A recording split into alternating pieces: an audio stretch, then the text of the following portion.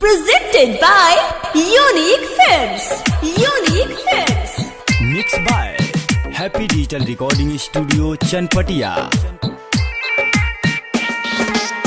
कटली हा दीन गिना गिन के, कटली हा दीन गिना गिन के, लॉकडाउन खोलिए धनिया मई में तारीख तीन के, हो लॉकडाउन खोलिए धनिया मई में तारीख तीन के।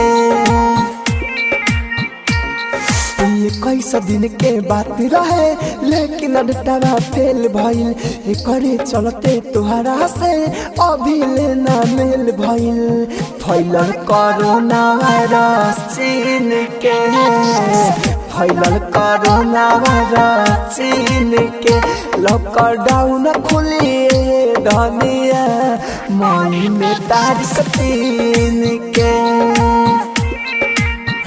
लॉकडाउन खुलिए धनिया मई में तारीख तीन के।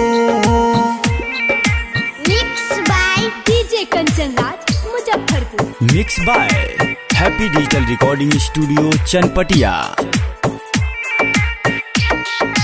पूछा तारू तो सुनला बिगड़ल बाटे हाल हो, माहिर मुख सौजवला के अब न मिले रोटी डाल हो।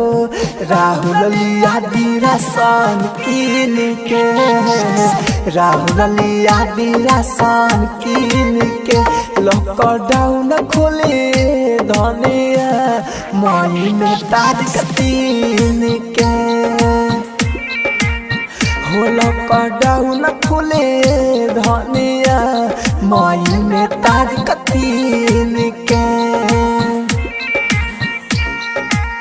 कटली हा दीन गिना गिन के, कटली हा दीन गिना गिन के, लॉकडाउन खुले धनिया मई में तारीख तीन के,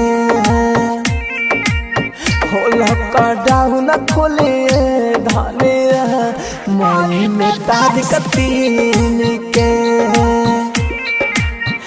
लॉकडाउन खोलिए धनिया मई में तारीख तीन के। कैसा दिन के बात रहे लेकिन अड्डा फेल भइल, करे चलते तुहरा से अभी लेना मेल भइल। फैलल कोरोना वायरस चीन के, फैलल कोरोना वायरस चीन के, लॉकडाउन खुलिए धनिया मई में तारीख तीन के, लॉकडाउन खुलिए धनिया मई में तारीख तीन के। हैप्पी डिजिटल रिकॉर्डिंग स्टूडियो सावु विवाह भवन के पीछे वार्ड संख्या 6 चनपटी।